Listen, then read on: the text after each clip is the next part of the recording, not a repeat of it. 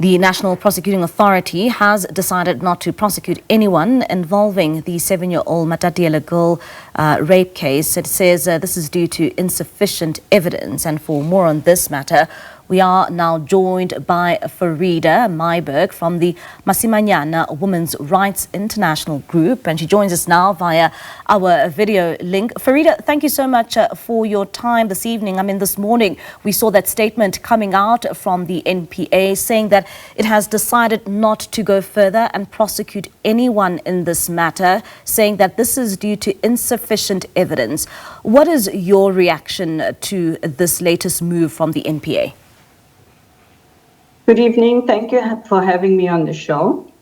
I just wanted to begin by saying that we want to express solidarity with the survivor, her family, and the community of Twekwe. Masimanyane emphasizes our commitment to justice and accountability in cases of gender-based violence. What is so disheartening is the fact that the state has taken this decision not to prosecute. They took the decision in November 2024, and we were actually protesting in April of 2025, and we've been placing pressure on them ever since. Now, for them to actually have known, and they knew at the time when the protest started in April, by all the provinces, the communities were outraged, but no one shared that information with us. Instead, we just find there's a lack of transparency, which is now also through the delayed communications that has been received. And Farida, what happens now in this matter, particularly at a time where the mother of the child still believes that her child was violated against, and hence why we saw this uproar from the community, because this follows a story that she shared online? Yes. I don't want to draw parallels between various cases, but this is another case where you find that something went wrong in the investigative process. And that mother that is sitting there with her child, the child is traumatized. The child needs psychological support. The mother needs psychological support as well. And for us, it's shocking because at the end of the day, there are injustices that are apparent here in withholding this decision for several months. So they kept it under wraps even while we were all protesting.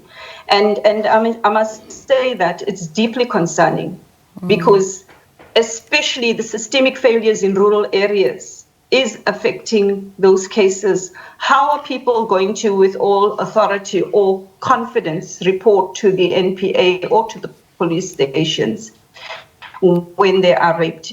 When they are doing the investigations, they found no evidence.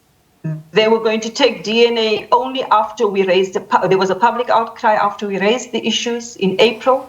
And then we heard that they would be doing the investigations and collecting DNA. So already then the alarm bell started ringing about the process. And Farida, what type of assistance will the little girl now need, because of this matter? And particularly at a time where her name, was shouted from the rooftops and just talking about her ordeal.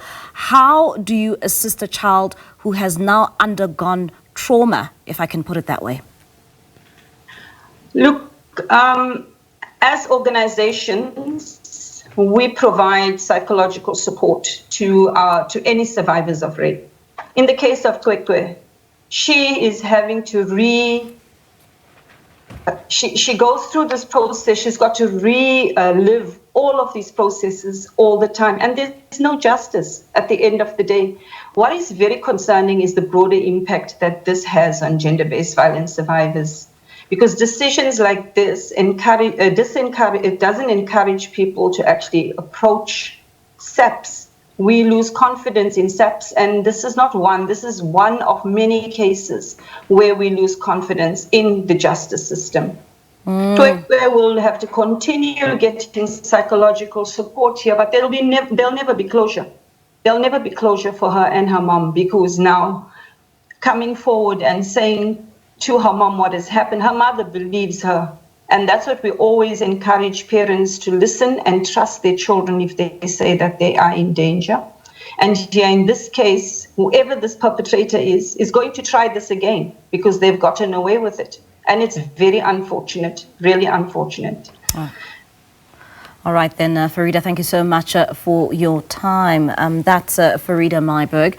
She's from the Masimanyane Women's Rights International Group there, just giving us her insights in terms of that statement coming out from the NPA and their decision not to prosecute in that 7-year-old girl's rape case in Matatiele.